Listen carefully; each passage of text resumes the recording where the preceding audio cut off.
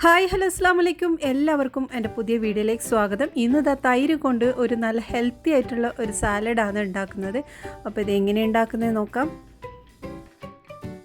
അപ്പോൾ ഇതാ ഇവിടെ തൈര് എടുത്തിട്ടുണ്ട്. അധിക പുളിയില്ലാത്ത തൈരാണ് നമുക്കിതിന് വേണ്ടത്.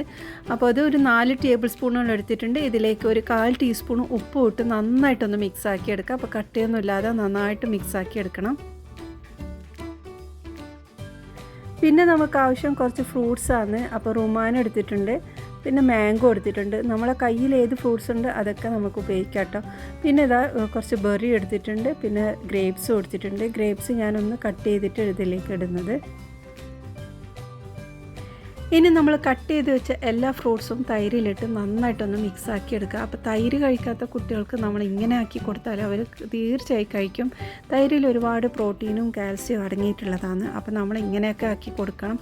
അപ്പോൾ ഇതിൽ സ്വീറ്റായിട്ട് നമുക്ക് മാംഗോ മാത്രമേ ഉള്ളൂ. അപ്പോൾ നമ്മൾ ഹെൽത്തി ആയിട്ട് നോക്കുന്നുണ്ടെങ്കിൽ ഇതിലേക്ക് കുറച്ച് തേന് ചേർത്ത് കൊടുക്കാമെന്നാണ്. തേനും ചേർത്തിട്ട് നന്നായിട്ടൊന്ന് മിക്സ് ആക്കി എടുക്കുക. അപ്പോൾ ഇവിടെ ഞാൻ 1 ടേബിൾ സ്പൂൺ തേനാണ് വെച്ചിട്ടുള്ളത്. അപ്പോൾ അതൊട്ട് നന്നായിട്ട് മിക്സ് ആക്കി എടുക്കുക. അപ്പോൾ കുട്ടികൾക്ക് കൊടുക്കുന്ന സമയത്ത് നമുക്കിതിലേക്ക് പഞ്ചസാര ആവശ്യത്തിന് പഞ്ചസാര ഇട്ടൊന്ന് മിക്സ് ആക്കി എടുക്കാൻ പറ്റും. പിന്നെ ഇതാ ഞാനിതിലേക്ക് റൂ അബ്സയാണ് ചേർത്തിട്ടുള്ളത്. അത് 1 ടേബിൾ സ്പൂൺ എടുത്തിട്ടുണ്ട്.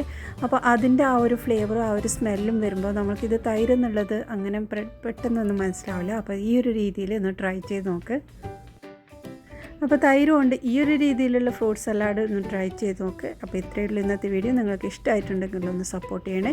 ഇനി അടുത്ത കിടിലം വീഡിയോവുമായി വീണ്ടും വരാം. ബൈ.